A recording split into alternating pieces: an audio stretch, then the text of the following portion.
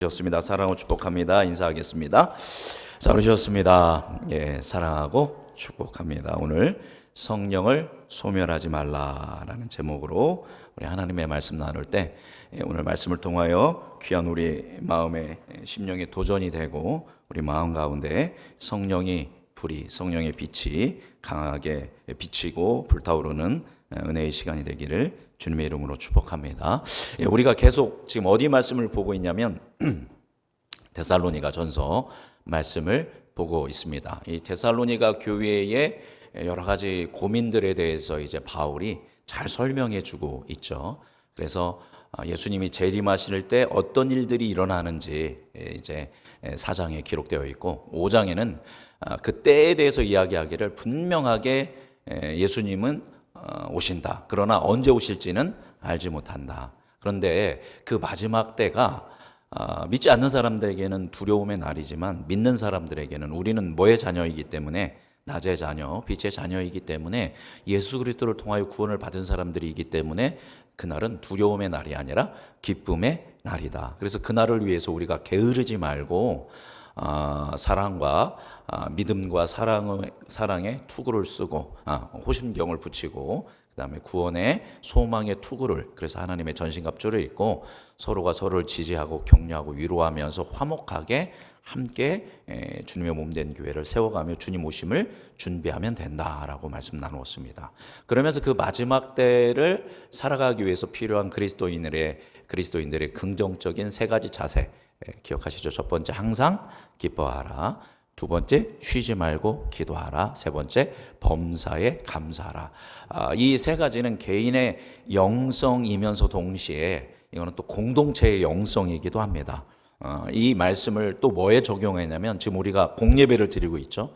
공예배를 드릴 때 우리가 무엇으로 예배해야 한다? 기쁨으로 예배하고 깨어서 기도하며 예배하고 마지막으로 무엇으로? 감사함으로 하나님께 예배를 올려드려야 한다. 이 세 가지 개인적 영성의 차원 그리고 공적 예배의 영성의 차원으로 우리가 이 세 가지 태도를 붙들고 예수 그리스도 안에서 이 마지막 때를 살아가야 한다라고 이야기했습니다. 그런데 오늘 말씀을 보면 이전에는 긍정적인 세 가지였다면 오늘은 부정명령으로 세 가지의 명령을 하고 있습니다. 첫 번째, 성령을 소멸하지 말라. 두 번째, 예언을 멸시하지 말아라.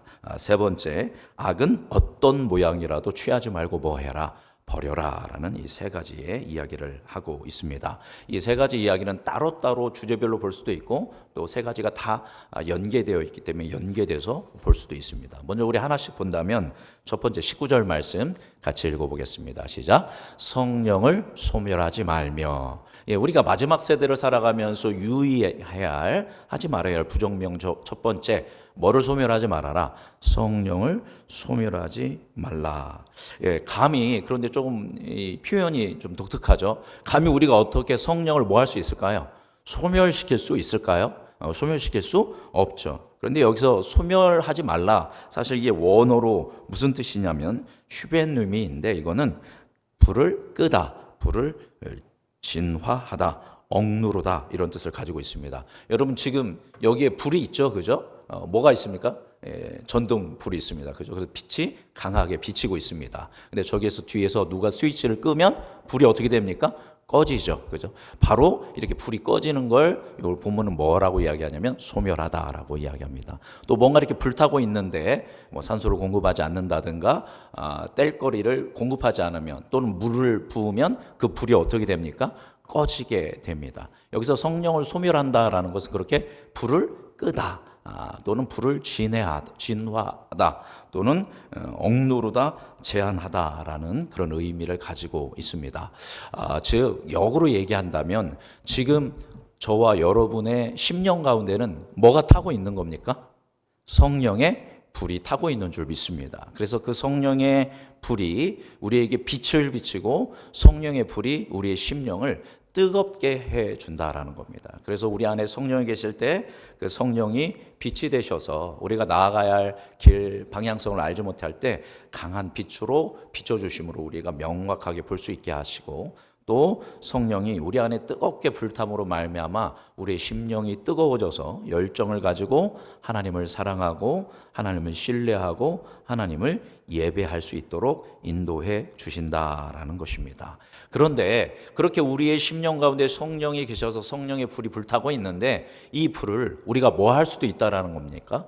끌 수 있다, 제한할 수 있다라는 것입니다. 그 빛을 가리워서 성령의 빛을 어둡게 하고 그 불을 꺼뜨리고 억누를 수 있다라는 겁니다. 어떻게 하면 우리 안에 있는 이 성령의 불이 꺼지는, 가려지는, 소멸되는, 제한되어지는 일들이 일어날까요? 우리가 우리의 구원자 되신 예수님께서 오늘도 나의 삶을 책임지시고 구원해 주신다라는 그 신뢰를 하지 않는다면, 하나님을 향한 믿음을 갖지 않고 의심한다면, 또는 우리가 우리의 삶을 거룩하게 만들지 않고 죄를 짓는다면, 또는 성령이 주시는 감동의 말씀에 순종하지 않는다면 우리 안에 있는 성령의 불이 꺼지고 소멸된다라는 겁니다. 정확하게는 우리 안에 있는 성령은 소멸될 수는 없습니다. 그죠? 사라진다라는 게 아니라 우리 안에 있는 성령이 제 역사를 하지 못하시도록 우리가 성령을 제한하고 성령을 이제 작아지게 우리가 그렇게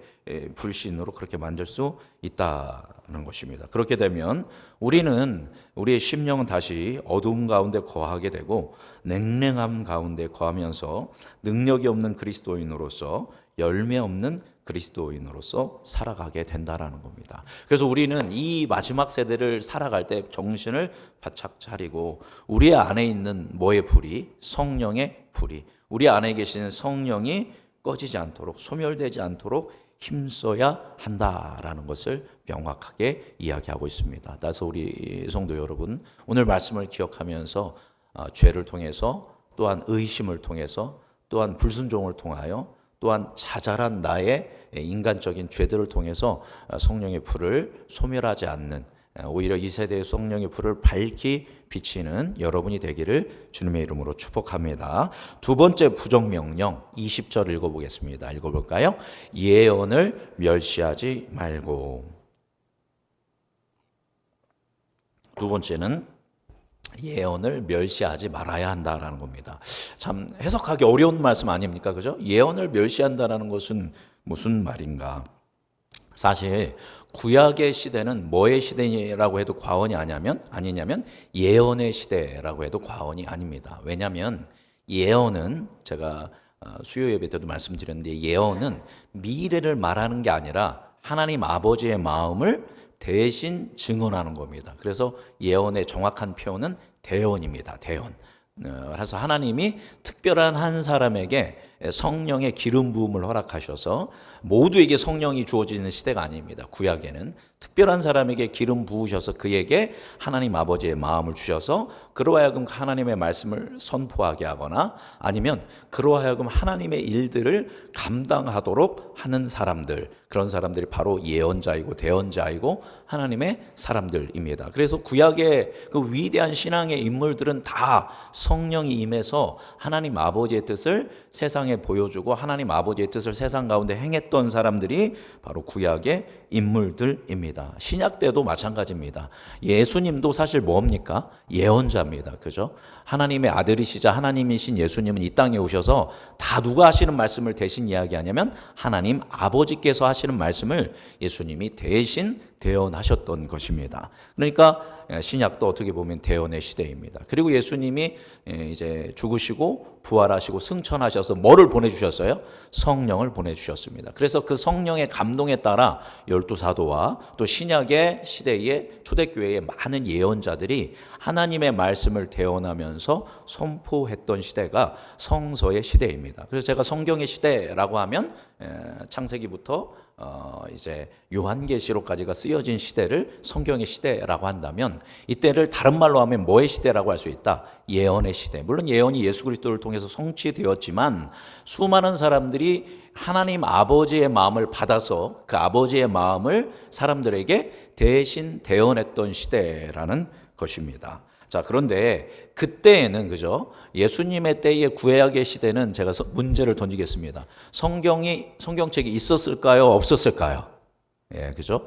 구약의 시대에는 여러분, 물론 성경이 완전 없다고는 할 수 없습니다. 그런데 지금 우리가 가지고 있는 성경, 구약 성경 39권이 정경화라고 해서 정경으로 확정돼서 한 권의 책으로 만들어진 거는 예수님이 돌아가시고 나서 60년 후입니다. 그래서 AD 60년 주후 서기 90년에 얌리아 총회에서 랍비들이 모여서 우리 성경, 구약 성경이 많은데 그 구약 성경에서 딱 몇 권만 39번만 정경으로 삼자라고 해서 구약 성경이 완성된 거는 AD 90년, 예수님이 죽으시고 몇 년 후에 60년 후에 만들어진 것입니다. 그 전에는 사람들이 성경책이라고 하면 모세오경, 그리고 뭐 서신, 그다음에 시가서, 예언서 이런 것들이 조각조각으로 단편으로 있었던 거고, 또 성경도 책이라고 하는 이런 책으로 가지고 있는 게 아니라 두루마리입니다. 그래서 막 구약, 예를 들어서 모세오경도 어마어마하게 큰 두루마리로 이렇게 되어 있는 시대였다라는 것입니다. 그래서 그리고 신약의 시대는 또 어땠을까요? 신약의 시대 예수님 때는 신약 성경책이 아예 존재하지를 않았습니다. 여러분, 신약 성경이 정경화된 거는 언제 됐냐면 AD 397년 카르타고 공의회에서 이루어졌습니다. 그러니까 신약 27권을 신약 성경으로 확정한 게 AD 397년이니까 약 몇 년입니까? 400년경에 신약 성경이 완성됐습니다. 그러니까 데살로니가 성도들은 신약 성경책을 단 몇 권도 안 가지고 있어요? 한 권도 안 가지고 있습니다. 이제 딱 한 권 갖게 됐어요. 뭐를 갖게 된 거예요? 데살로니가 전서라는 편지를 받은 겁니다. 근데 그때는 그게 신약 성경이 아니라 뭐였어요? 그냥 바울이 보낸 편지였다라는 겁니다. 따라서 초대교회 때 바울이 예수님의 말씀을 증언할 때는 예수님의 말씀하셨던 그런 목록들이라든가 이런 것들을 외우고 배운 것들을 가르친 겁니다. 그런데 뭘 근거로 해서요? 모세오경과 구약 성경에 이런 것들을 근거로 해서 가르쳤는데, 그렇게 가르치기 위해서 지금은 우리가 성경 66권을 가지고 있지만 그때는 그런 게 없었던 겁니다. 여러분, 성경, 그리고 이 성경이 이렇게 한 권의 책으로 만들어져서 그리스도인들의 손에 쥐어진 것은 그 AD 1517년에 마틴 루터가 종교개혁을 일으키면서 처음으로 성경을 번역하기 시작했습니다. 본격적으로 종교개혁이 일어나면서 그 전 1500년 동안은 평신도들은 성경책을 가질 수가 없었어요. 오직 성직자들만 가질 수 있었습니다. 그러니까 평신도가 성경을 가진 지는 기독교 2000년 역사에서 몇 년밖에 안 된 거예요? 500년밖에 안 된 겁니다. 그리고 그것도 이제 우리나라도 이제 성경책 가진 지가 얼마 안 됐죠. 그리고 500년 정도밖에 안 된 것입니다. 그러니까 그 시대 때는 지금도 이런데 신약의 시대 때는 뭐 더 말할 것도 없다라는 겁니다. 그래서 하나님께서 성령께서 특별히 주신 은사가 뭐의 은사예요? 예언의 은사를 주신 겁니다. 그러니까 예언의 은사는 뭐냐면 이제 그 구약 성경을 근거로 해서 예수님께 받았던 말씀을 근거로 해서 누가 역사를 하십니까? 사람들에게 이제 성령이 모든 사람에게 주어졌으니까 성령이 감동을 주시면 그 말씀을 근거로 해서 사람들을 위로하거나 격려하거나 책망하거나 하는 하나님의 말씀을 교육하고 가르쳤던 사람들을 뭐라고 부르는 거예요? 예언자라고 신약의 시대는 말할 수 있다라는 겁니다. 그러니까 미래를 맞추고 내가 기도해 보니까 너의 인생은 이렇게 될 거야, 이게 예언의 은사가 아니라 뭐를 통해서? 구약 성경을 통해서 하나님이 주시는 감동 가운데 예수 그리스도는 이런 분이고 지금 우리 가운데 이런 걸 원하십니다. 예수님이 우리를 위로하십니다. 우리가 잘하고 있습니다. 성령께서 우리를 감동을 하시면서 우리를 격려하십니다. 그런데 잘못하는 게 있어요. 교회나 성도가. 그러면 그것은 주님이 기뻐하시는 뜻이 아닙니다 라고 하면서 책망하면서 그 사람을 바로 잡는 은사가 뭐의 은사예요? 잘 듣고 계시죠, 여러분?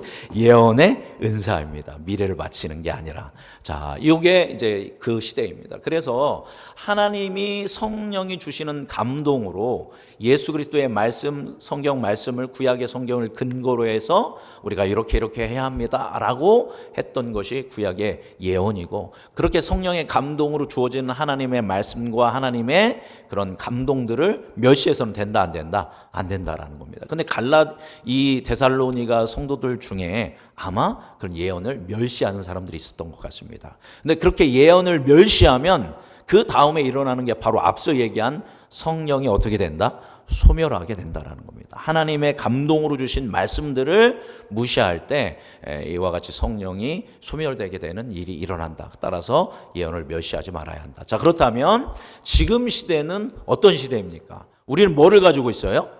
성경 66권을 가지고 있습니다. 그리고 이제 하나님의 계시는 이 성경 66권, 신약 27권과 구약 39권으로 인해서 완전하게 완벽하게 하나님의 계시는 완료된 시대 속에서 우리는 살고 있다라는 것입니다. 따라서 우리는 더 이상 뭔가 이거에 대해서 위로를 받기 위해서, 격려를 받기 위해서, 또 책망을 받기 위해서 어떤 예언자가 찾아와서 성령의 감동으로 우리에게 막 예언할 필요가 있어요, 없어요? 지금은 없는 시대라는 겁니다. 물론 예언적 은사는 있지만 더 이상 그렇게 직통 계시로 하나님의 마음을 어떤 특별한 사람에게 부어줘서 대언하는 그런 시대가 더 이상 아니다라는 겁니다. 여러분 안에 누가 계시다고 했어요? 성령이 계십니다. 구약의 시대는 그렇지 않았죠. 그죠? 그리고 그 성령의 감동으로 쓰여진 성경 몇 권을 가지고 있어요? 66권을 우리는 가지고 있습니다. 그래서 이제 우리는 성경을 통하여 하나님의 음성을 들을 수 있고 하나님의 뜻을 이제 알고 쫓아갈 수 있다라는 것입니다. 이 시대에도 예언자가 필요하다. 더 깊은 예언, 더 고차원적인 예언이 예원이라고 하네요. 그 고차원적인 예언이 필요하다라는 것은 뭐가 완전하지 않다라는 거예요?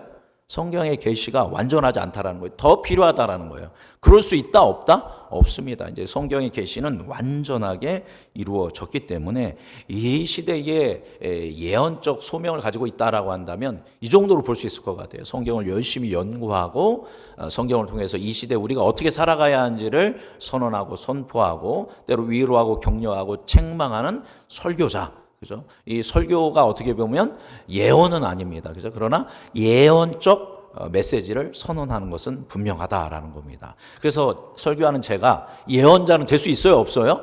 저는 예언자는 될 수가 없습니다. 그러나 예언적 말씀을 선언하는 자는 될 수 있다라는 것입니다. 따라서 그렇다면 누구도 예언적 그 사역을 할 수 있습니까? 저 말고도 여러분도 예언적 사역을 할 수 있다는 겁니다. 그런데 그 근거가 뭐가 되어야 돼요? 하나님의 말씀이 되어야 합니다. 그래서 누구에게 어떤 말을 할 때는 야 내가 보니까 기도해 보니까 너한테 이런 게 있어. 이거는 예언자가 하는 일입니다. 그런데 우리는 더 이상 그렇게 할 만한 것이 아니다라는 겁니다. 어떤 사람을 볼 때 그런 마음이 있다면 하나님의 말씀을 읽으면서 그것을 나에게 주어진 말씀을 잘 짚어보면서 그것을 말씀으로 풀어서 그에게 이야기해 줘야지 내가 기도하는데 하나님이 너 이거 하래, 하나님이 너 저거 하래, 이거는 100이면 100 이단일 수 있다라는 겁니다. 자기가 뭔데 하나님의 뜻을 이렇게 할 수 있겠습니까? 그거는 구약과 신약의 성서 시대의 뜻이고 지금 이 시대는 나 말고 모든 사람들이 뭐를 통해서 성경을 통해서 하나님의 뜻을 분별하고 하나님의 뜻을 배워갈 수 있는 이런 시대 속에 우리가 살고 있다는 걸 명확하게 기억하는 여러분이 되길 바랍니다. 그럼에도 불구하고 예언의 은사는 분명하게 있습니다. 예를 들어서 목회자라든가 여러분 지금 다 여기 앉아 계신 분 우리 교화 빼고는 다 누구의 뭡니까? 직분이 교회에서 직분이 뭐예요? 집사님 말고 교사죠, 교사. 그죠? 교사라는 것은 역시 뭐의 은사가 있어야 합니까? 예언의 은사. 그러니까 가르침의 은사. 아이들이 이 10대의 아이들, 이 어린 아이들이 이 시대 속에서 살아갈 때 하나님의 말씀 기준을 붙들고 살아갈 수 있도록 그 아이들을 위로하고 격려하고 또 잘못할 때는 뭐도 하고 책망도 하면서 바로 잡아주는 그 사역이 바로 무슨 사역이라고 할 수 있냐면 예언적 사역이라 할 수 있다라는 것입니다. 따라서 우리가 예언을 멸시한다라는 것은 이 시대의 예언을 멸시한다라는 것은 선포되어지는 설교 말씀 또는 무엇을 하나님의 기록되어진 말씀을 야 이거는 2000년 전에 기록된 책이야, 야 이거는 뭐 성인 군자나 하는 책이지 뭐 우리가 어떻게 해 말씀대로 우리가 어떻게 살아 또는 성령이 우리에게 말씀을 통해서 감동을 줬을 때 그것을 거절하는 것, 이게 바로 예언을 뭐 하는 거다? 멸시하는 겁니다. 이런 이 현대에도 우리가 말씀과 성경과 이런 하나님 주시는 감동을 멸시할 때 우리 안에 성령의 불이 어떻게 된다? 꺼지고 소멸될 수밖에 없다라는 걸 기억하고 예언을 멸시하는 것이 아니라 예언을 경외하고 예언의 말씀을 존중하고 하나님 주시는 감동에 순종함으로 성령의 불을 지필 수 있는 여러분이 되기를 간절히 소망합니다. 마지막 세 번째입니다. 우리 21절, 22절 같이 읽어보겠습니다. 범사에 헤아려 좋은 것을 취하고 악은 어떤 모양이라도 버리라. 아멘. 범사에, 그죠? 앞서 얘기했습니다. 모든 일, 모든 상황 가운데 뭐 하래요? 헤아리라는 겁니다. 헤아려. 헤아린다라는 것은 원어로 보면 도키마조인데 이건 시험하다. 특별히 이 시대 때 어떤 뜻으로 쓰였냐면 금화나 이런 동전이 있지 않습니까? 그죠? 위조 지폐도 있지 않습니까? 지금 위조 지폐지만 예전에는 그 위조로 된 동전이 있었겠죠. 이때 그 위조 지폐를, 위조 화폐를 분별할 때 쓰는 말이 헤아린다라는 말입니다. 여러분, 제가 설교 시간에도 몇 번 말씀드렸는데 우리나라의 위조 지폐를 감별하는 그러한 탁월한 명인들이 몇 명이 있습니다. 근데 여러분, 그 사람들은 뭐를 연구할까요? 우리가 생각하기에는 뭐를 연구해야 합니까? 위조 지폐를 발견하는 사람이니까 위조 지폐를 연구한다라고 생각합니다. 그죠? 그런데 그게 아니라 위조 지폐를 감별하는 사람은 계속 뭐를 만지냐면 진짜 지폐를 만지는 겁니다. 오리지널 계속 만지고 그 무게, 그 도형, 그 모든 것을 계속 연구하는 겁니다. 그렇게 하면 딱 위조 지폐는 뭐만 해도, 손만 싹 해도 알 수 있다라는 겁니다. 이게 뭐 하는 거예요? 헤아린다라는 겁니다. 범사에 헤아린다라는 것은 예언의 말씀도 마찬가지고 우리 삶 가운데 주어진 모든 것들을 헤아리는 겁니다. 그래서 좋은 것은 뭐 하고? 취하고. 그 다음에 22절 읽어보겠습니다. 같이 읽어볼까요? 악은 어떤 모양이라도 버려라. 그래서 여기는 악의 종류를 얘기하는 겁니다. 하나님이 기뻐하시지 않는, 아름답지 않은 악한 이런 모든 것들은 뭐도 버려라? 모양이라도 버려라 라는 겁니다. 그런데 이와 같이 세 번째 부정명령, 악한 것은 버려라. 악한 것과 좋은 것을 우리가 분별하고 좋은 것은 선택해서 믿음으로 따르고 악한 것은 버리기 위해서는 먼저 뭐 해야 한다고 기록되어 있습니까? 헤아려야 한다라고 기록되어 있습니다. 여러분이 어떻게 이 좋은 것과 악한 것을 이제 분별하고 악한 것들을 어떻게 버릴 수 있을까요? 뭐 해야 합니까? 먼저 헤아릴 수 있어야 합니다. 그죠? 여러분 헤아린다고 할 때는 어떻게 한다고요? 위조 지폐를 만들 때는 오리지널 지폐를 계속 만지는 겁니다. 따라서 우리가 가장 선하고 가장 아름답고 가장 온전하고 여러분에게 가장 좋은 것은 뭐를 통해서 알 수 있습니까? 하나님의 말씀을 통해서 알 수 있다라는 겁니다. 따라서 계속적으로 나를 향한 하나님의 뜻이 무엇인지를 내가 간별해 내기 위해서는 야 저건 나쁜 거야. 그래서 2단 판별사가 되는 게 아니라 진리인 하나님의 말씀을 붙들고 그 말씀에 비추어 보면서 나의 삶을 세워가고 지켜가는 것이 헤아리는 것이다라는 겁니다. 그렇게 하나님의 뜻이 분명하게 내 안에 잡혀지면 뭔가 살짝 들어와도 이게 좋은 것인지 악한 것인지 대번에 발견할 수 있다라는 겁니다. 근데 여러분이 말씀 안에 거하지 않고 기도하지 않고 성령 안에 깨어있지 않으면 어떤 악한 것이 들어와도 그게 나쁜 건지 알아요? 몰라요? 모르는 겁니다. 그냥 모두가 하니까 그냥 하는 겁니다. 예를 들어서 음담패설이라든가 욕설이라든가 요즘 사람들 이렇게 재밌게 하기 위해서 상대방을 조롱하는 그런 농담, 그죠? 디스하는 농담. 우리가 이게 뭐 나쁩니까, 그죠? 뭐 욕쟁이 할머니도 있고 심지어 욕쟁이 부흥사도 있고 또 디스하는데 그 디스를 통해서 사람들에게 기쁨을 주는 뭐 나쁜 것 같지 않습니다, 그죠? 예를 드는 겁니다. 그러나 그 모양을 보면 그게 악합니까, 선합니까? 그 욕설이, 그 조롱이, 그죠? 그 음담패설이 모양만 봐도 악해요, 선해요? 악한 것이라는 겁니다. 뭐의 기준을 붙들고 있으면 하나님의 기준, 말씀의 기준을 붙들면 딱 그런 것들이 딱 잡혀지는 순간 이거는 뭐구나. 하나님이 기뻐하시지 않는 거구나. 이건 아름다운 것이 아니구나. 이건 선한 것이 아니구나. 이거는 생명의 것이 아니구나. 란다면 그게 딱 분별된다라는 겁니다. 그 분별되는 순간 그걸 뭐 하여라? 버려라 라는 겁니다. 악은 뭐라도 버려라. 모양이라도 버려라라는 것입니다. 제가 부끄러운 고백 하나를 한다면 일전에도 제가 말씀드렸었는데 저는 이제 어렸을 때부터 목사로 이제 거의 키워지다시피 했습니다. 그죠? 키워지다시피 해서 어렸을 때 욕을 그렇게 하지를 않았습니다. 그래서 지금도 중고등학생들 욕 많이 하지만 저 때도 친한 친구들이 굉장히 다 욕쟁이들이었습니다. 저도 약간 그냥 재밌게 노는 친구들이랑 친했는데 걔들이랑 섞여서 얘기를 하려면 뭐를 써야 돼요? 자연스럽게 욕설을 해야 하는데 저는 욕설이 이제 해보려고 노력을 했는데 너무 부담스러워서 욕을 안 했습니다. 고등학교 때도 안 했고 당연히 쭉 안 하고 그러다가 이제 군대를 갔죠. 군대에서도 이제 욕을 안 했습니다. 그러다가 제 계급이 2등병, 1병 그러다 상병이 됐습니다. 상병이 되면서 제가 군종이 되어서 여기에 군종하고 빨간 십자가가 딱 이렇게 채워지는 게 있었습니다. 그런데 상병이 되니까 이제 소대에서 일을 시키기 시작합니다. 이제 2등병들, 1등병들 오니까 처음에 시키면 애들이 잘할까요, 못할까요? 잘 못합니다. 그냥 두세 번 얘기하는데도 못해요. 이제 그러면 아이들한테 뭐를 하면 잘할까요, 애들이?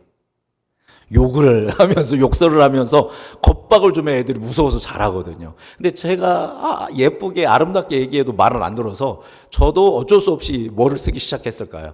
이제 욕설을 섞기 시작했습니다. 그랬더니 평생 욕설을 하지 않았는데 갑자기 제 입에서 막 욕설들이 폭포수처럼 쏟아지면서 그랬더니 애들이 말을 들어요, 안 들어요? 말을 들어요. 그죠? 욕설을 하면 막 말을 들으니까 저도 막 욕설을 하기 시작합니다. 그러나 저의 왼쪽에는 뭐가 그려져 있어요? 붉은 십자가가 그려 있습니다. 군종. 그런데 욕을 막 하는 겁니다. 그럼 제가 그 욕이 막 죄를 지려고 하는 게 아니라 애들을 움직이기 위해서. 그런데 그런 제가 교회에서 예배 드리고 제가 전도사라는 것을 애들도 알고 있는데 그런 욕설을 하는 제가 어느 날 한 달 정도 지나니까 현타가 온 겁니다. 내가 지금 무슨 짓을 하고 있는 거지? 그 욕을 딱 끊어야겠다라고 했는데 욕이 끊어졌을까요? 안 끊어졌을까요? 안 끊어지는 겁니다. 그래서 열심히 기도를 해서 오랫동안 기도를 해서 한 달 가까이 기도를 했더니 딱 욕설이 끊어졌던 그런 기억이 있습니다. 처음에 제가 욕설을 작은 거 하나씩 시작했습니다. 그냥 처음에는 그 욕이 욕 같지도 않아요. 다른 제 동기들이라든가 다른 사병들에 비한다면. 그러나 그 작은 것 하나를, 그 작은 모양 하나를 받아들였더니 이것들이 뭐 했을까요? 처음에는 작은 건데 점점점 강화되고 이것이 나쁜 것이라는 것에 대해 무뎌지는 겁니다. 이것이 죄라는 것에 대해서 무뎌지는 거예요. 그러면 더 심해지고 제가 볼 때는 그 욕설이 분노로 가고 그러다 보면 이것이 폭력으로까지 갈 수 있는 그런 길을 여는 것이라는 겁니다. 그래서 이 성경은 분명하게 악은 뭐라도 버려라, 어떤 모양이라도 버려라라는 겁니다. 특별히 우리는 입술로 많은 죄를 짓게 됩니다. 그래서 여러분의 언어에, 여러분의 입술에 욕이라든가 조롱하는 말이라든가 하나님이 기뻐하시지 않는 말은 다 뭐 하는 게 좋아요? 아예 제거하는 거, 버리는 게 좋습니다. 얼마든지 좋은 말로, 얼마든지 아름다운 말로, 위로하고 살리는 생명의 말로도 우리가 즐거워할 수 있고 기뻐할 수 있고 우리의 삶을 살아갈 수 있다라는 겁니다. 제가 언어만을 얘기했지만 그것만이 아니라 우리의 삶에 있는 수많은 죄의 습관들과 또 중독적인 많은 것들, 그런 것들이 처음에는 작게 들어와서 우리를 잠식하기 시작한다라는 것 생각하면서 그 잘 헤아려서 계속 진리 가운데 거하여서 딱 만져보니까 이거는 주님이 기뻐하시지 않는 거구나 라고 할 때는 버리고 이것이 주님이 기뻐하시는 거구나 하면서 그거는 취하는 여러분이 되기 바랍니다. 그럴 때 우리 안에 뭐의 불이, 성령의 불이 꺼지지 아니하고 불타오르게 될 줄 믿습니다. 말씀 정리하도록 하겠습니다. 오늘 뭐를 소멸하지 말라? 성령을 소멸하지 말라. 성령의 불을 끄거나 성령이 주시는 감동, 성령의 역사를 제한하지 말라라는 것입니다. 어떤 때 이 성령의 역사, 성령의 불이 꺼지고 제한되어지느냐? 첫 번째, 우리가 뭐를 할 때? 하나님의 예언, 하나님의 주신 이 성경의 말씀, 선포되어지는 말씀을 이제 우리가 경히 여길 때, 멸시할 때 우리의 성령의 불이 꺼진다라는 것. 또한 악한 것들을 우리가 받아들이고 그 악에 거하고 죄 가운데 우리가 거할 때 성령의 불이 꺼지게 된다라는 것. 그런데 핵심은, 그래서 우리가 성령의 불이 소멸하지 않고 하나님의 뜻을 분별하고 하나님의 뜻을 따라가기 위해서는 분명하게 뭐를 붙들어야 한다? 하나님의 말씀인 기준, 하나님의 예언인, 예언의 완성인 이 하나님의 말씀을 붙들고 우리가 온전히 살아갈 때, 이 말씀을 지키면서 나의 삶을 지키며 나아갈 때 우리 안에 계신 성령의 불이 더욱더 불타오르며 더 강한 빛을 비춰서 저와 여러분의 삶을 모든 영역 가운데서 승리하도록 인도하여 주실 줄 믿습니다. 그래서 정리합니다. 항상 기뻐하라. 쉬지 말고 기도하라. 범사에 감사하라. 또 오늘 말씀처럼 성령을 소멸하지 말라. 예언을 멸시하지 말라. 악은 모양이라도 버려라. 이 6가지 기준을 잘 붙들고 승리하며 살아가는 모든 성도님들 되시기를 주님의 이름으로 축복합니다. 기도하겠습니다. 살아계신 주님, 오늘 성령을 소멸하지 말라라는 말씀으로 데살로니가전서 말씀 14번째 시간 함께 가졌습니다. 간절히 구하오니 우리 안에 계신 성령의 역사를 우리가 제한하거나 성령의 빛을 가리우거나 성령의 불을 끄는 어리석은 자 되지 않도록 인도하여 주옵소서. 그래야 할 수 있도록 오늘 말씀처럼 역으로 하나님의 예언인 이 하나님의 말씀을 잘 붙들고 말씀의 기준을 헤아릴 수 있게 하여 주시고, 그리하여 선한 것, 좋은 것, 아름다운 것, 주님이 기뻐하시는 것은 적극적으로 수용하고 순종하고, 하나님이 기뻐하시지 않는 것, 더러운 것, 악한 것, 죄의 것들, 이 모든 것들은 거절하며 우리의 삶을 거룩하게 세워가는 거룩한 자녀되는 우리 되도록 인도하여 주옵소서. 우리의 삶을 통하여 그리하여 영광 받으실 사랑 많으신 우리 구주 예수 그리스도의 이름으로 감사하며 기도드립니다.